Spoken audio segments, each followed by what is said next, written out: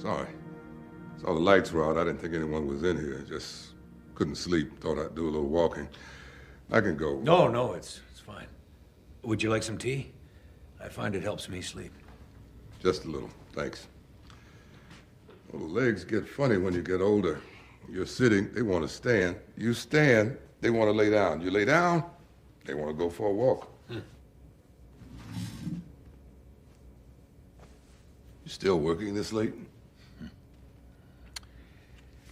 Daily reports, oxygen consumption logs, recycling figures. It never stops.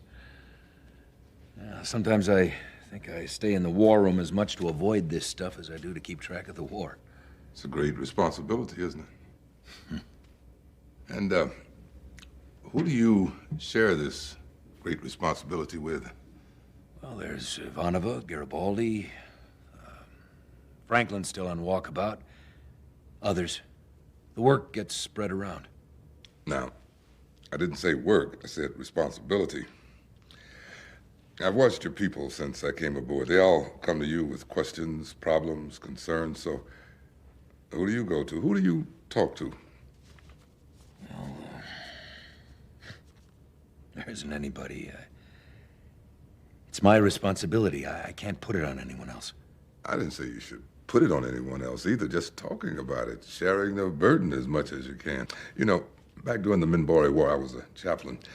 You could always tell the good officers from the bad ones. The bad ones were loaded down with this sense of terrible responsibility. It consumed them. They wanted to do right by the men and women under their command, but after a while they just became more and more isolated, unapproachable, downright unsociable. Cranky?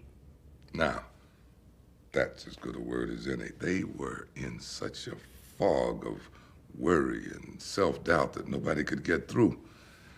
When your worry tank gets full, people stop coming to you because they don't want to add to it. Have to empty out your worry tank once in a while or you just get more isolated. Is that what you think is happening to me? I was just looking at your eyes and remembering that same look on a lot of the faces I saw during the last war I saw. Oh, and so now you'd like me to turn all of this over to God, right? When God comes knocking at your door, you won't need me or anyone else to tell you what that sound is. But you gotta remember, after God created man, he created Eve. Because he knew we all need someone to talk to, someone to help shoulder the burden. She loves you, you know. I saw it in her face at dinner every time she looked at you. I don't want to talk about this anymore. Of course. I was just... Delenne's been through a lot lately. We all have. She's got enough problems on her hands without giving her mine as well. Thank you for your concern, Reverend. You know, before I got married, Emily used to come by sometimes and help me clean out my apartment. Well, I asked her, how come you're so eager to help clean up my place when your place is just as bad? She said, because cleaning up your place helps me to forget what a mess I've made of mine. And when I sweep my floor, all I've done is sweep my floor. But when I help you clean up your place, I am helping you. Of course, the way I lived back then, sometimes the mess was too much for both of us, but it sure was nice to have the company.